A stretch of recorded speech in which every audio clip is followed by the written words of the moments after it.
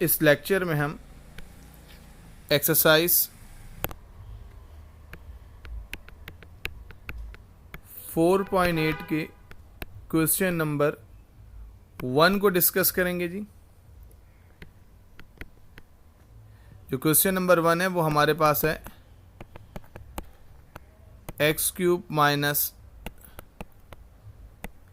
X square plus x minus 1। सबसे पहले हमने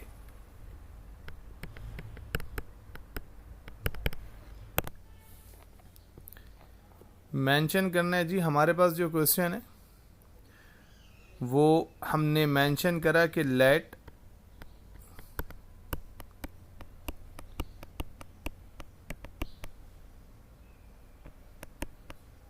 P x is equal to x cube minus x square plus x minus 1। अच्छा, याद रखिएगा सबसे पहले हमने x की जगह 1 पुट करना है। अगर यहाँ पर 0 आ गया यानी कि फैक्टर बन गया तो ठीक है, नहीं तो फिर हम -1 पुट करेंगे। अगर वहाँ पर भी हमारे पास 0 नहीं आता तो 2 देन -2, इस तरीके से हमने पुटिंग करनी है। अब सबसे पहले हम x की जगह पुट करेंगे 1, तो हमने यहाँ लिख दिया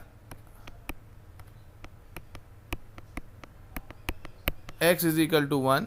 अब आप गौर से देखिएगा जी, जहाँ x है उसकी जगह मैंने ब्रैकेट मेंशन कर दिए, और जहाँ x है अब मैं वहाँ पर 1 की वैल्यू पुट कर रहा हूँ जी। मेरे हिसाब से ये बात बहुत अच्छे से आपको समझ में आ रही होगी। 1 का क्यूब 1 होता है जी।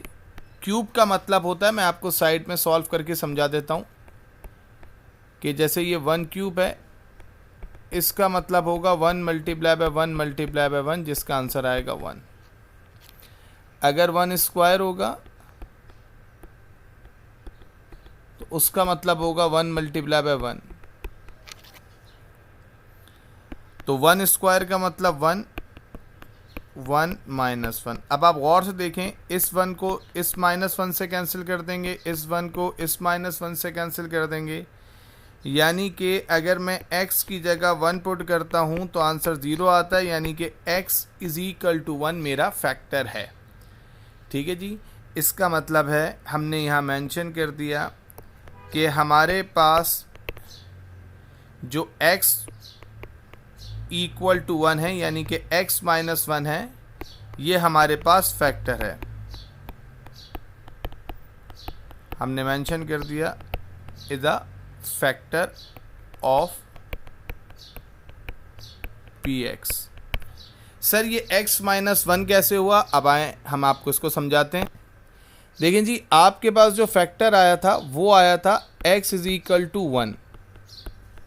1 को राइट से लेफ्ट साइड पे लाएंगे, साइन चेंज हो जाएगा, यानी कि x minus 1 is equal to 0, तो फैक्टर आ गया x माइनस 1, जो आपने यहाँ पर पुट कर दिया। आई होप समझ में आ रहा होगा आपको। अब हम इसको सिंथेटिक डिवीजन से फर्दर डिवाइड करेंगे। हम लिखेंगे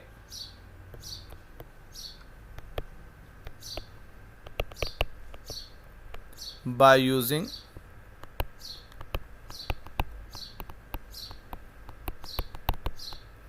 सिंथेटिक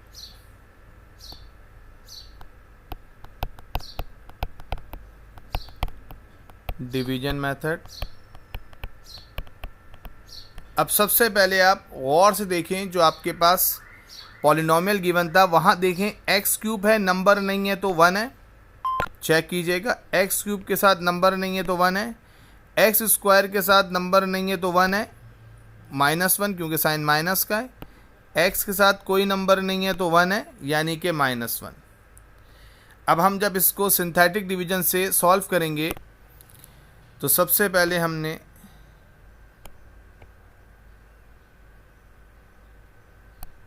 जो भी x की वैल्यूज़ हैं उनको पुट करना है जी। अब आप गौर से देखें, मैं यहाँ से वैल्यू पुट करूँगा जी।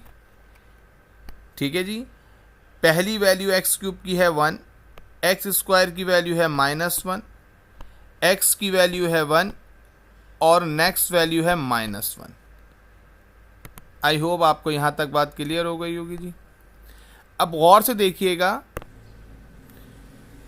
जो वैल्यू यहाँ आपने लिखी है वो वैल्यू एज इट इज़ नीचे आ जाएगी जी। जो वैल्यू आपने यहाँ लिखी है वो एज इट इज़ नीचे आ जाएगी। इस स्टेप को याद रखिएगा। यहाँ पर अगर पहली वैल्यू एक्स क्यूब की 3 होती तो नीचे 3 आता, एक्स क्यूब की वैल्यू 2 होती तो नीचे 2 आता, एक्स क्यूब की वैल्यू -4 होती तो -4 आता। यहाँ एक्स क्यूब की वैल्यू 1 है तो 1 आ गया। जो भी आप यहाँ लिखेंगे वो एज इट इज़ यहाँ आ जाएगा। मैं दोबारा समझा देता हूँ जी आपको, गौर से देख लें जी।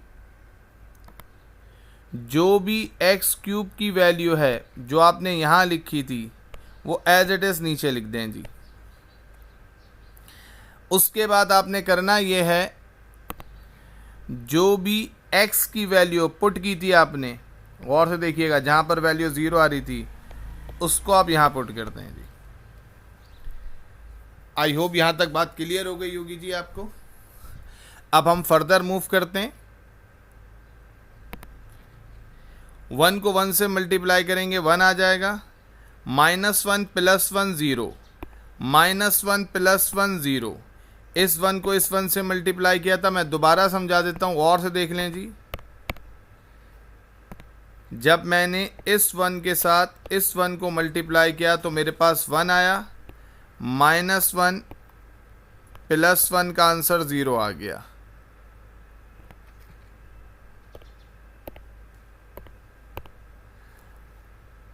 अब मैं इस 0 के साथ जब इस 1 को मल्टीप्लाई करूँगा तो मेरे पास आंसर 0 आ जाएगा जी। 1 + 0, गौर से देखिएगा जी, 1 + 0 आंसर 1 आ गया।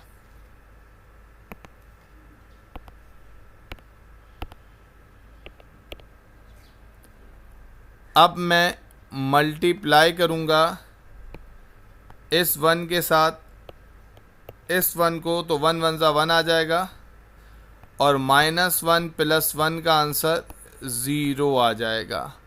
आई होप कि मैंने आपको बहुत इजी करके समझाया है जी क्वेश्चन।